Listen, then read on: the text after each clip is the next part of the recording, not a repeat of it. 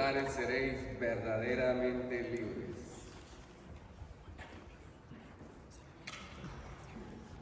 Amén. Quiero darte gracias, Señor, por la bondad que tienes para con nosotros, oh Dios.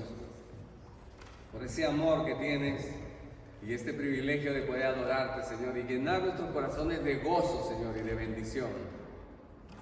Te pedimos, Señor, de que ahora que después de haberte alabado, de que seas tú, Señor, hablando a nuestro corazón.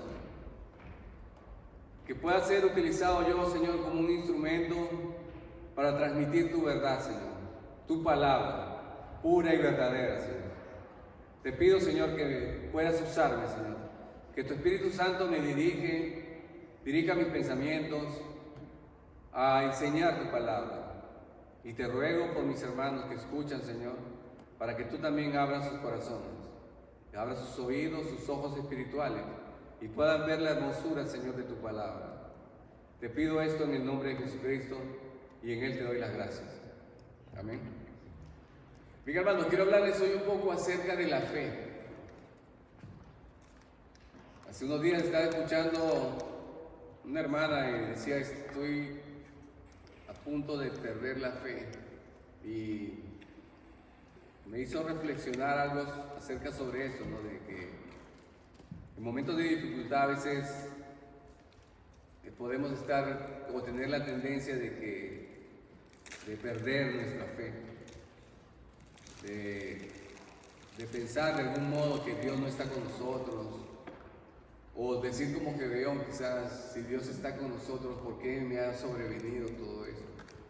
Y llega un momento, y eso nos pasa a cualquiera, hermanos, de dudas y de que no sabemos, como decía ahorita el hermano Omar, que a veces uno desea saber todo, conocer cuál es el propósito de Dios para la vida de uno, o saber de que todo esto que uno está viviendo tiene un final o un propósito.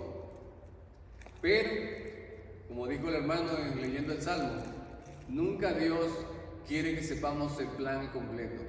Él nos lo dice poco a poco. Y eso es andar por fe. Por fe andamos, decía el apóstol Pablo, no por vista. Andar por fe es no saber, pero tener la certeza de que al final del camino hay una bendición, hay una promesa y recompensa. Y esto no fue algo que habló el escritor de la carta a los Hebreos. Él hace anima. ¿Por qué? ¿Qué pasaba con los primeros cristianos, hermanos? Estaban sobrellevando duras batallas. El César, que era el emperador de Roma, estaba persiguiéndolos, expulsándolos de Roma muchas veces. O sea, eran quemados, eran despojados de sus bienes, y toda esta situación podría hacer que quizás que su fe desmayase, o de algún modo ellos pudieran ir apartándose del camino del cual habían sido llamados. Y les hace una seria advertencia a estos hermanos de la carta a los Hebreos. En el capítulo 10 dice que les hace recordar, hermanos, ¿sí? Si usted lee el capítulo 10 conmigo, aunque vamos a leer brevemente porque el tema que voy a leer es otro, pero quiero que hacer como una pequeña introducción. En el capítulo 10, a partir del 32, el escritor le dice, pero traigan a memoria los días pasados, en los cuales después de haber sido iluminados sostuvisteis gran combate de padecimiento. O sea, el apóstol le está diciendo, recuerden cuando creyeron, cuando se convirtieron, cuántas dificultades tuvieron. Sin embargo, a pesar de todas esas dificultades, dice que los insultaban, se burlaban de ellos, pero dice que fueron hechos espectáculos y llegaron a ser compañeros de los que estaban en una situación semejante. Quizás en algún momento de su vida ellos jamás hubiesen pensado ser amigos de X o Y personas, pero al ver que estaban en una situación difícil y al verse con personas que estaban pasando lo mismo, se hicieron compañeros de estas personas. Y lo que me gusta que dice que en esa situación, en medio de lo que ellos estaban padeciendo y sufriendo, dice que ellos iban a visitar a los presos, tenían compasión de los presos, aquellos que estaban sufriendo por causa del evangelio, iban presos y ellos visitaban a los presos. Y dice que ellos sufrieron, en el verso 34, el despojo de sus bienes. O sea, se les extraditó sus bienes, se les expropió sus bienes. Es como que vinieran a nuestra casa y nos quitaran nuestra casa y todo, nuestro auto y todo. Y quiero que vean esto, nos dice que y lo sufristeis con gozo. Esto es, hermano, Él está haciendo, quiero que recuerden, hermanos, esto. ¿Para qué? Para que vuestra fe no desmaye. Acuérdense cómo eran, se burlaban de ustedes, los perseguían, pero encontraron gente que estaban como que ustedes no eran los únicos. O sea, no podían decir como Elías, ¿no? Solo yo he quedado. Y el Señor le dijo, no, Elías, tengo 7,000 hombres que no han besado, que sus labios no han besado a Baal y sus rodillas han doblado ante él. Ellos encontraron compañeros semejantes a ellos que estaban sufriendo las mismas aflicciones. Pero ellos recibieron, dice que sufrieron el despojo de sus bienes con gozo. ¿Por qué? Porque sabían que tenían una mejor y perdurable herencia en los cielos. Una herencia eterna. No tenían la mirada puesta en las cosas materiales, porque sabían que estas en algún modo desaparecen. Ellos tenían la esperanza en una herencia imperdurable, o como dice el apóstol Pedro en su carta, una herencia inmarcesible, es decir, que no se marchita, que no muere jamás. Y en el 35 le dice, no perdáis pues vuestra confianza, que tiene grande galardón. Vuestra fe, hermanos, tiene recompensa. El perseverar nosotros en las cosas del Señor, a pesar de cualquier tribulación, hay recompensa. Es lo que dice la Escritura, que tengamos puesto eso, en la recompensa. No perdáis pues vuestra confianza, que tiene grande galardón, porque os es necesaria la paciencia para que, habiendo hecho la voluntad de Dios, obtengáis la promesa. Y aquí también utiliza, el escritor de Hebreos, ¿no? Si es el apóstol Pablo, no sabemos. Porque aún un poquito, y el que ha de venir, vendrá y no tardará. O sea, es decir, ¿qué está diciendo? Que la venida de nuestro Señor Jesucristo es inminente. O sí viene nuestro Señor Jesucristo. Dice, porque un poquito, y el que ha de venir vendrá y no tardará. Mas el justo por la fe vivirá. ¿Y por qué pone esto, hermano? ¿Por qué dice seguido de que cuando venga el Señor, el justo por la fe vivirá? Porque cuando venga el Señor es para juicio. Si ustedes ven Apocalipsis capítulo 5, ven que los cielos se abren y la gente se esconde en las peñas diciendo, escóndanos a las piedras, a las montañas, escondernos de aquel que está sentado en el trono y del Cordero, y de la ira del Cordero, porque las horas de sus juicios han llegado, y ¿quién podrá mantenerse en pie? Cuando venga el Señor, la pregunta es, ¿quién va a estar en pie? Él lo dice ahí, mas el justo por la fe vivirá. Pero si retrocediere, no agradará a mi alma. Y el escritor le dice, bueno, quiero hacerles recordar, por si no lo saben, quiero hacer un énfasis, le hace el escritor, de lo que es la fe. Y ahí, así es como empieza el capítulo 11, el muy conocido, famoso capítulo 11 de Hebreos.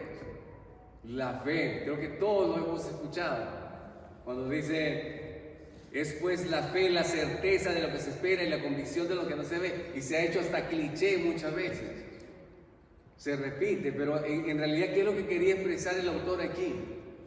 Cuando hablaba acerca de la fe, muchos han dicho, como en el hebreo la palabra, la certeza es traducido en algunas como sustancia o la esencia. Han hecho ver como que si es como una sustancia de la cual tú puedes hacer que sucedan las cosas. Tú puedes recibir cosas para provecho personal o para saciar necesidades físicas. Y no es esto lo que está enseñando en sí en el capítulo 11. Porque cuando Satanás tentó a nuestro Señor Jesucristo, le dijo, él tenía hambre, tenía una necesidad física. Y él le dijo, si eres el Hijo de Dios, haz que estas piedras se conviertan en pan. ¿Y qué hizo el Señor? No obedeció a la voz de Satanás.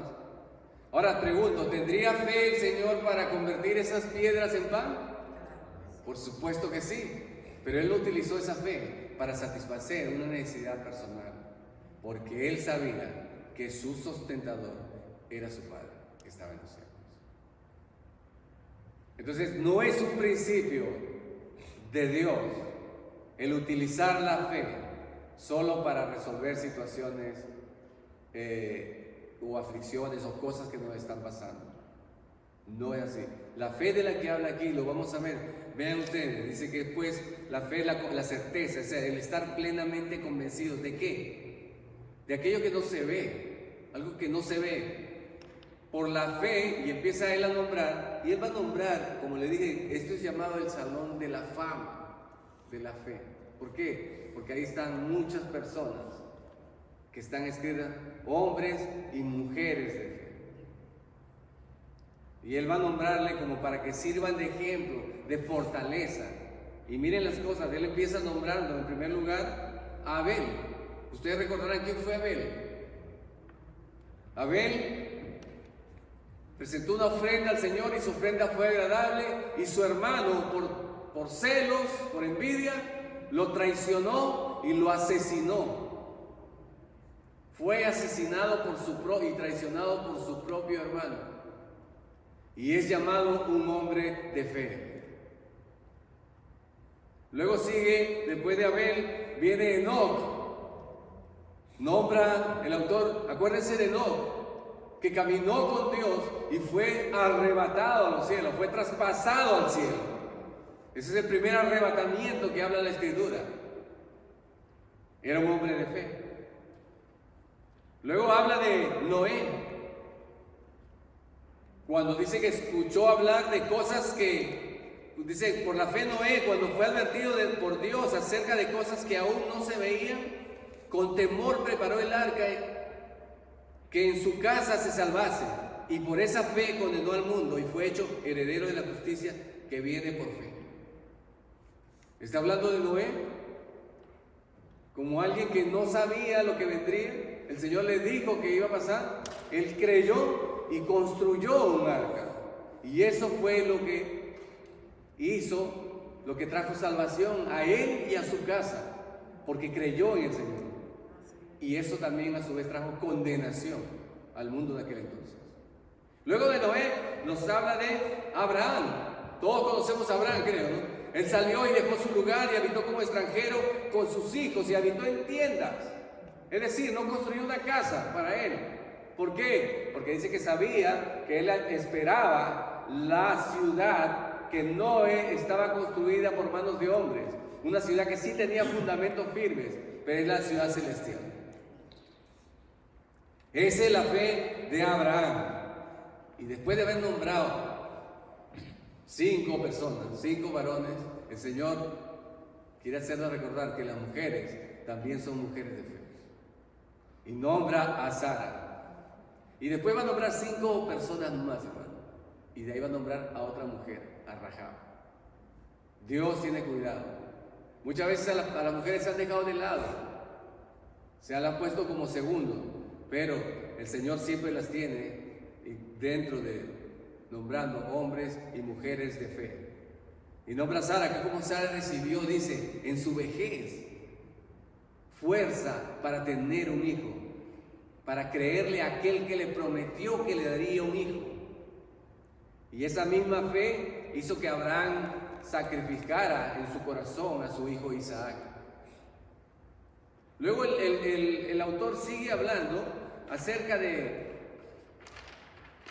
cuando el Señor termina de hablar de estos cinco, ¿no? Estos 5 hombres y de Sara, en Hebreos 11 dice que, presten detalle esto, porque dice la Escritura que conforme a la fe, murieron todos estos sin haber recibido lo prometido. Esto como parece como un poco contradictorio, porque usted dice, bueno, la fe es la certeza de lo que se espera, es estar convencido de aquello que no ves, pero aquí dice que todos estos murieron sin haber recibido lo que se les prometió. ¿Qué tipo de fe está hablando? Dice que, sino que ellos lo vieron, dice, desde lejos, pero creyendo, dice, saludándolo y confesando. ¿A cuánto le gusta confesar, hermano? Para aquellos que les gusta confesar, acá el Señor sí nos dice que podemos confesar. ¿Sabe qué podemos confesar? Que somos extranjeros y peregrinos en esta tierra. Ahora bien, lo que estos dicen claramente, dan a entender que buscan una patria, pues si hubiesen estado pensando en aquella de donde salieron, ciertamente tenían tiempo de volver, pero anhelaban una mejor, esto es celestial, por lo cual Dios no se avergüenza de llamarse Dios de ellos. ¿Sí recuerdan? Dios no se avergüenza, dice, yo soy el Dios de Abraham, de Isaac y de Jacob, y Él no se avergüenza de Dios. Y hermanos, si ustedes ven, hemos estado estudiando en Génesis la historia de estos hombres que cometieron sus faltas, cometieron sus errores, pero anduvieron con el Señor. Y Dios se hace llamar el Dios de ellos. Yo soy el Dios de Abraham, de Isaac y de Jacob. Y así sigue nombrando en todo esto. Vemos que Isaac por la fe, dice, bendijo a Jacob y a Saúl respecto a cosas venideras. Lo que está haciendo es diciendo, no miren la situación, enfóquense en lo que está más adelante. Jacob y Esaú Jacob bendijo a los hijos de José y dice que lo adoró a Dios apoyado en su bastón. Ya para morirse viejo, bendijo a sus 2 hijos que adoptó. Y José, antes de morir, le dio órdenes de no dejar su cuerpo en Egipto, porque él dijo, el Señor va a venir por ustedes y lo va a sacar de aquí. Él sabía, tenía fe que algo sucedería. Acuérdense de llevar mis huesos con ustedes, no lo dejen aquí en Egipto. ¿De qué está hablando? De fe, cosas que no habían pasado, pero sabía que estas cosas acontecerían. Luego Moisés fue escondido por sus padres, dice, ellos no temieron el decreto del rey. El rey había dicho que mataran a todo niño varón nacido. Y ellos escondieron a Moisés porque era hermoso, dice. Pero cuando creció, rehusó ser hijo de la hija de Faraón y escogió ser maltratado con el pueblo de Dios. Por la fe, con Josué, los muros de Jericó cayeron. Por la fe, Rahab, la ramera, fue salvada, ella y su familia. Bueno, y el escritor dice, me faltaría para contar acerca de Gedeón, Barak, Sansón, Jefté, David, Samuel y los profetas. Y luego dice que por la fe, quiero que prestemos atención a esto, hermanos, porque miren lo que dice, que por la fe conquistaron reinos. Miren, yo creo que esto anhelaríamos todos, conquistar reinos por medio de la fe, ¿sí? Dice que hicieron justicia, hicieron las cosas bien como Dios mandaba, alcanzaron promesas, taparon boca de leones, apagaron fuegos impetuosos. Yo creo que ustedes saben a quién se refiere, ¿no? A Daniel y a sus amigos. Evitaron filo de espada, sacaron fuerzas de flaqueza o de debilidad y se hicieron fuertes en batalla, pusieron en fuga ejércitos extranjeros. Y las mujeres, como ustedes ven, Dios no se olvida de las mujeres, recibieron a sus muertos mediante resurrección. Mas otros, aquí viene la contraparte de lo de la fe, Pero otros fueron atormentados, no aceptando el rescate a fin de obtener mejor resurrección, es decir, murieron. Otros experimentaron burlas o vituperios y azotes, y además de esto, prisiones y cárceles. Fueron apedreados, aserrados, o sea, cortados por la mitad con una sierra, puestos a prueba, muertos a filo de espada. Anduvieron de acá para allá, cubiertos de pieles de ovejas, de cabras, pobres, angustiados, maltratados, de los cuales el mundo de aquel entonces no era digno, vagando por los desiertos, por los montes y por las cuevas y por las cavernas de la tierra. Y todos estos, aunque alcanzaron buen testimonio mediante la fe, no recibieron lo prometido. ¿Por qué? Porque Dios proveyó, dice, alguna cosa mejor para nosotros, para que no fuesen ellos perfeccionados aparte de nosotros. El final cumplimiento de todo, hermanos, es cuando el Señor reúna a su pueblo completo, todos estemos juntos, todos los redimidos del Señor. Es cuando vamos a ver el cumplimiento total de las promesas de Dios. Y el llamado del Señor es a perseverar aún cualquiera que sea la situación que pasemos. Amén, hermanos. Ahora bien, voy a empezar con mi sermón. ¿O está muy largo? ¿Me extendí en la introducción? Porque voy a empezar recién, hermano, así que no se asusten. No, pero es breve lo que voy a hablar, porque estamos hablando de fe, y la fe es poner nuestra confianza en el Señor sin importar qué situación estemos viviendo, ¿sí? Y de la fe, y es lo que hice, lo que hablé ahorita, dice cuando habla de apagaron fuegos impetuosos. Y ustedes sabrán a qué me refiero, al capítulo 3 del libro de Daniel. Han oído todos esta historia de 3 jóvenes que habían sido llevados deportados, sin oportunidad, sin esperanza. Ellos fueron deportados juntamente con Daniel, fueron los primeros en la deportación. O sea, ni siquiera hubo esperanza para ellos de decir que quizás no me lleven a mí.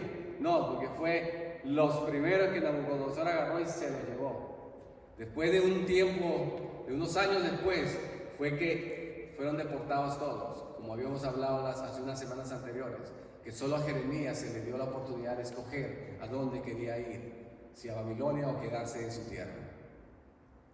Y así, estos jóvenes salieron en la primera deportación. Y está en el libro de Daniel, y es interesante, hermano, el libro de Daniel. Si usted, le recomiendo y le animo, léalo, si no lo ha leído.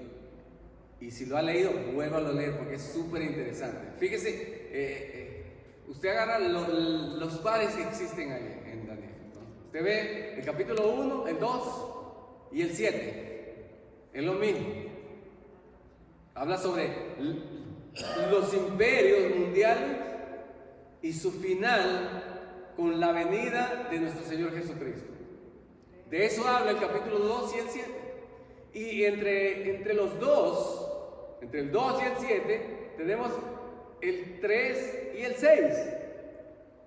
Y el 3 y el 6 hablan del castigo, de las pruebas que sufren los hijos de Dios por causa de los gobiernos injustos.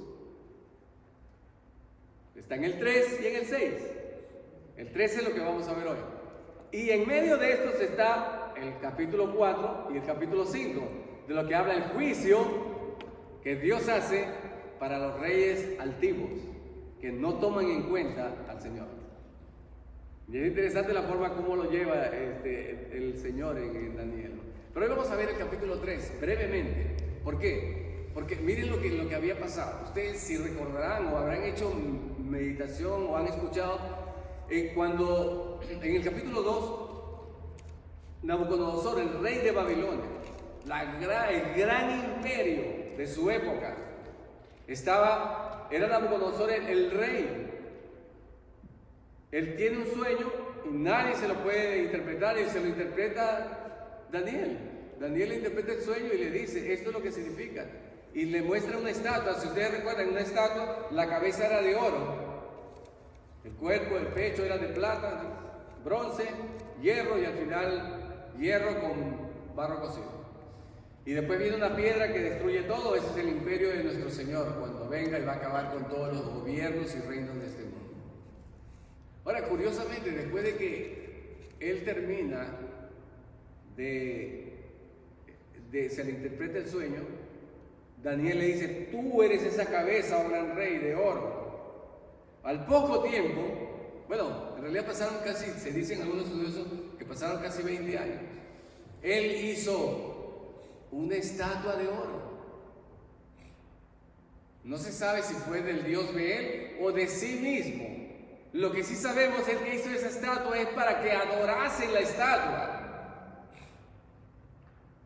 Entonces probablemente sea una imagen de él mismo cuando le dijo, tú eres esa cabeza de oro. Él se haya endiosado y pidió adoración. Entonces vengan conmigo al capítulo 3, así brevemente. Dice así, el rey Nabucodonosor hizo una gran estatua de oro cuya altura era de 60 codos y su anchura 6 codos. La levantó en el campo de Dura, en la provincia de Babilonia. Y él llamó a todos los gobernadores, dice, magistrados, capitanes, sátrapas, oidores, tesoreros, consejeros, o sea, todo su gabinete, todo su esto de gobierno, su gabinete de gobierno los llamó.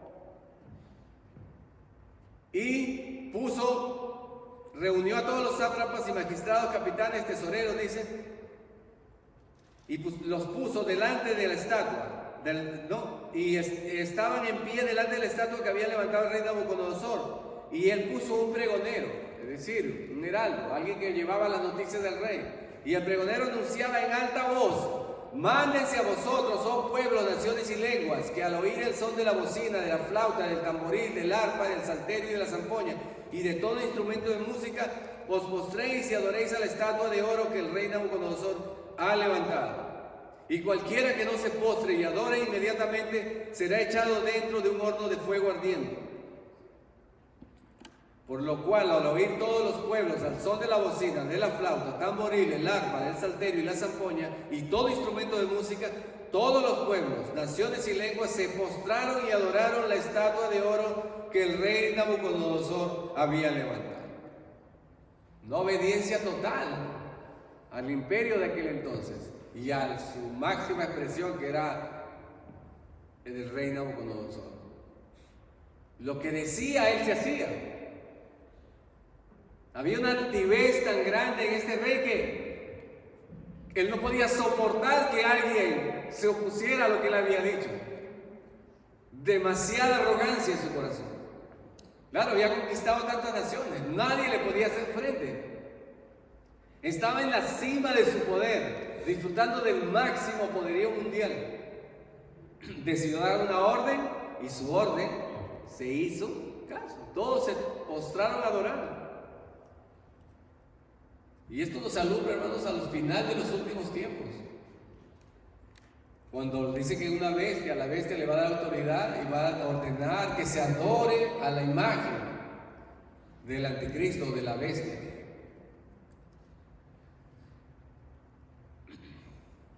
Pero miren, aprovecharon de acusar al pueblo de Dios. Siempre el adversario está.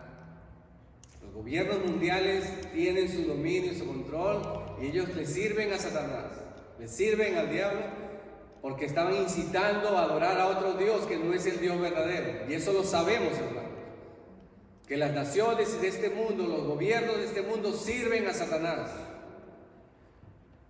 Y los enemigos del pueblo de Dios siempre se levantarán en contra de aquellos que creemos. En este caso se levantaron en contra del pueblo de Dios. Miren lo que dice. En aquel tiempo, verso 8, si está conmigo, 3:8 dice, en aquel tiempo vinieron algunos varones caldeos y acusaron maliciosamente a los judíos. Es interesante lo que dice aquí, porque nombra al pueblo judío, al pueblo de Dios. No dice Sadrach, Mesach y Abednego, que eran los tres. Dice a los judíos. Acusa a los judíos. Y Y hablaron al rey y dijeron al rey Nabucodonosor: Rey, para siempre vive. ¿Sí sabes lo que significa eso? Es una forma de adular. Creo que lo vimos en el libro de los Hechos cuando Tertuliano llegó a acusar: oh majestuoso rey. Llegan adulando al rey porque quieren sacar algo, algún provecho. Vive para siempre, rey.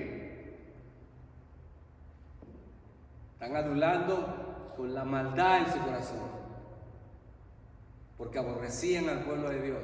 No soportaban la forma como Dios había bendecido a estos tres jóvenes y lo habían puesto en cargos importantes, siendo extranjeros. No podían soportarlo. Como estos extranjeros tienen puestos clave en el gobierno y nosotros no. Tenemos que hacer algo. Y fueron y adularon al rey para pedirle. Miren lo que le dicen. Le dicen: tú, oh rey, has dado una ley que todo hombre al oír el son de la bocina, de la flauta, del tamboril, del arpa, del salterio, de la zampoña y de todo instrumento de música se postre y adore la estatua de oro. Y el que no se postre y adore será echado en un horno de fuego ardiendo.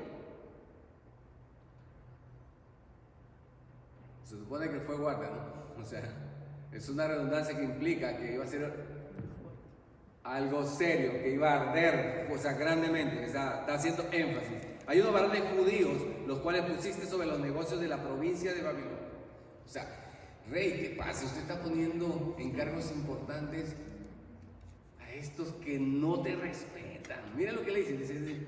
Hay unos varones judíos, los cuales pusiste sobre los negocios de Babilonia, Sadrach, Mesach y Abednego. Estos varones, oh rey, no te han respetado.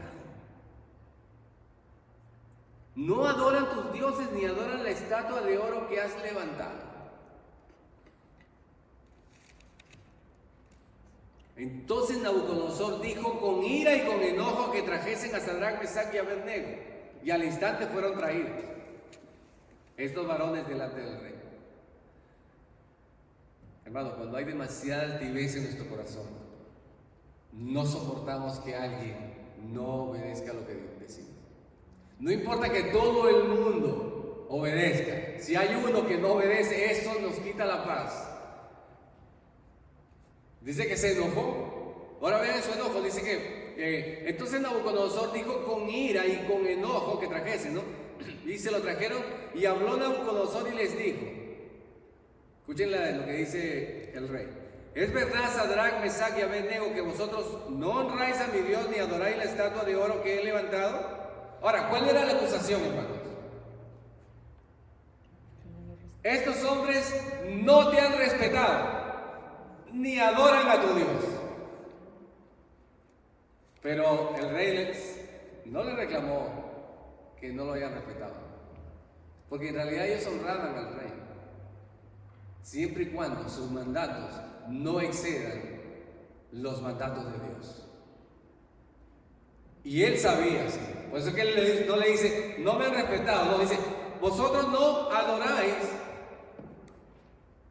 mi Dios, vosotros no honráis a mi Dios, ni adoráis la estatua de oro que he levantado. Ahora, él les da una oportunidad. Cualquier rey, con el poder que tuviera, de una vez los hubiese mandado a quemar. Pero él todavía les da una oportunidad, como diciendo, bueno, voy a tratar de ser misericordioso con estos. A ver si de pronto no habían oído bien. Vamos a darle la oportunidad de reivindicarse. Y luego le dice, ahora pues, ¿estáis dispuestos para que al oír el son de la bocina, la flauta, el tamboril, el arpa, el salterio, la zampoña y todo instrumento de música, os postréis y adoréis a la estatua que he hecho? Esto parece una locura, ¿no, hermano? O sea, te voy a poner música y al ritmo de esta música me vas a bailar, es lo que está diciendo. Es lo que, al ritmo de la música que yo te ponga, vas a hacer lo que yo digo. Entonces le ponía música, si no había musiquita no vas a adorar, pero cuando ponga la música sí lo vas a hacer. Entonces le dice, ¿estás dispuesto? Dice, y adoréis a la estatua que he hecho, porque si no la adoraréis, en la misma hora seréis echados en medio de un horno de fuego ardiendo. ¿Y qué Dios será aquel que os libre de mis manos? ¿Se da cuenta de la altivez? Así fue Sennacherib cuando subió también de Asiria, diciendo: ninguno de los dioses de estas tierras han podido librarlos de mi mano, ¿crees que tu Dios te librará de mi mano? Y el Señor sí, porque nuestro Dios es el Dios verdadero, el Dios que reina. Ok, entonces él le dice, ¿y qué Dios será aquel que os libre de mis manos? Miren la altivez, ¿no? Las palabras altivas, hermanos, llegan hasta el cielo y se escuchan allá. Sadrach, Mesach y Abed-nego respondieron al rey Nabucodonosor diciendo: no es necesario que te respondamos sobre este asunto. No hay necesidad que te digamos algo. He aquí nuestro Dios, a quien servimos, puede librarnos del horno de fuego ardiendo, y de tu mano, oh rey, nos librará. Vean ustedes la convicción de estos. Mire, rey, no hay necesidad de que te hable, o sea, ni siquiera no des oportunidades, porque esto está decidido. Yo no voy a honrar, o sea, nosotros no vamos a honrar a tu Dios. ¿Y qué? ¿Piensa que nuestro Dios no puede librarnos? Sí. Es más, nos va a librar de tu mano, le dice. Pero miren esto, porque seguido de esto le dice: ¿y si no? Sepas, oh rey, que no serviremos a tus dioses, ni tampoco adoraremos la estatua que has levantado. Hermano, esa es la fe de la que estamos viendo en Hebreos. Esta es una fe inquebrantable como la de Job, hermano. Cuando dijo: y aunque me matare, confiaré en él. Esa es la fe de la que habla. No importa qué situación estemos viviendo, mantenernos firmes creyendo. Y si no, que Dios puede librar de una situación difícil, claro que sí. Tiene poder para eso y para mucho más. Pero ¿y si no? Aunque me matare, con todo confiaré en él. Ahora bien, dice que: y si no, sepas que no serviremos a tus dioses, ni adoraremos la estatua que has levantado. Entonces Nabucodonosor se llenó de ira. ¿Lo ven, hermano? No puede resistir una persona así, altiva, no resiste oposición, no acepta un no por respuesta. Todos tienen que hacer lo que diga. Dice que se llenó de ira, ahora, y es más, dice que y demudó el aspecto de su rostro, o sea, se transformó, hermano. Ya me imagino la cara que habrá puesto el rey, como diciendo: ¿quiénes son estos que me van a desobedecer a mí, al gran rey? Eso es lo que está diciendo. Es inconcebible que alguien me diga esto a mí, dice.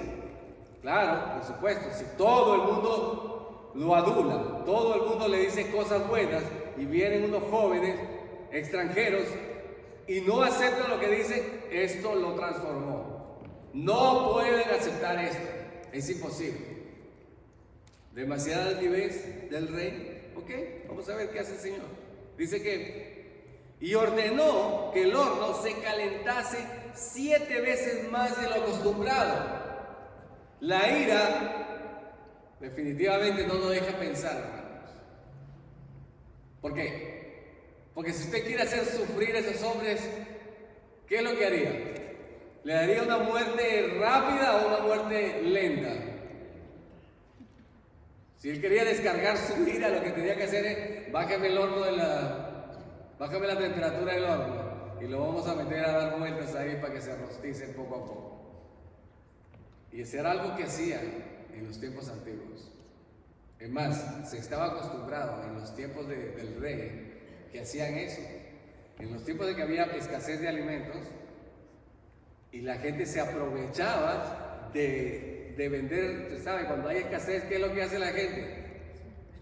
Sube el precio, se aprovecha de la situación. Entonces, ¿qué hacían? En el caso de los cocineros, los amarraban y los cocinaban a fuego lento. Así los mataban. Y a los panaderos los metían a al horno de la panadería.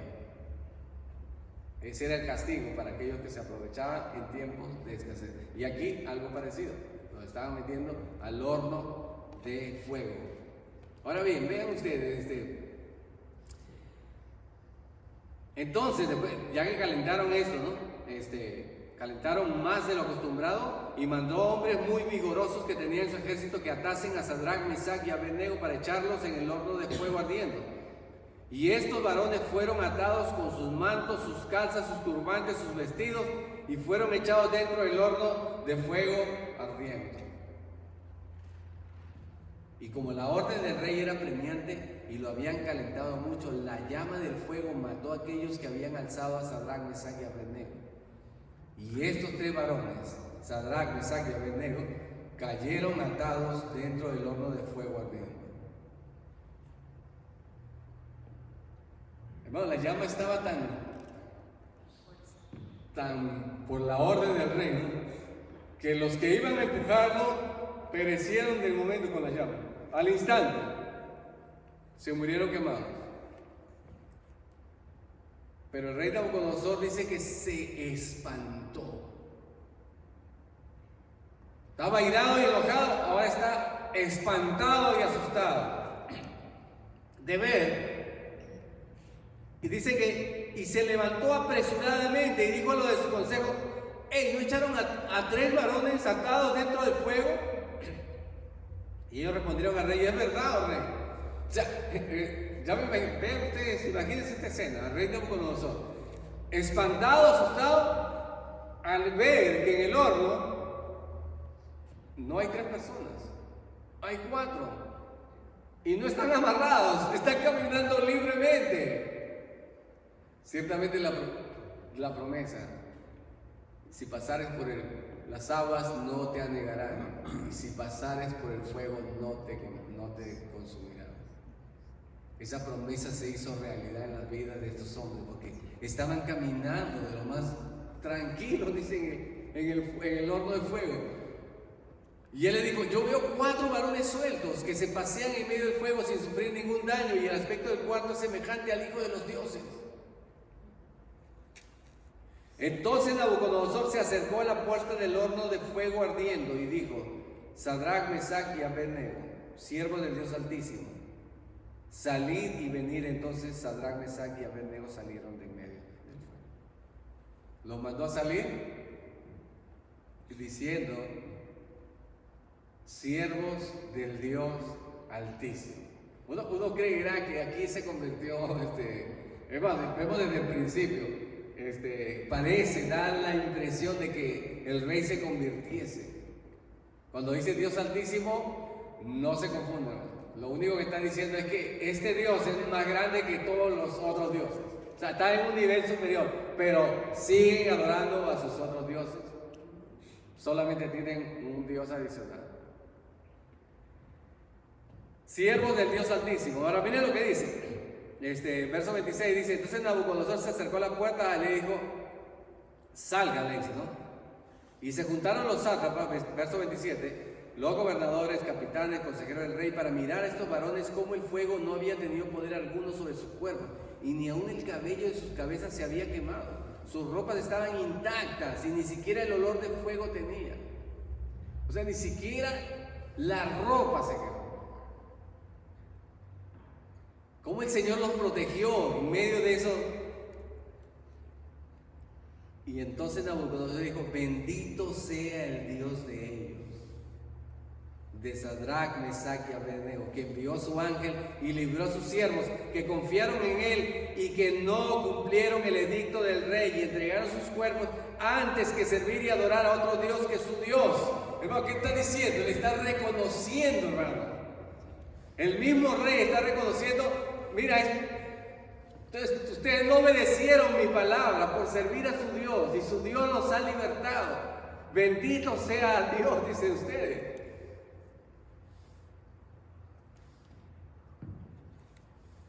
Entonces, por lo tanto, decreto. Ahora ven cómo cambia el decreto del rey.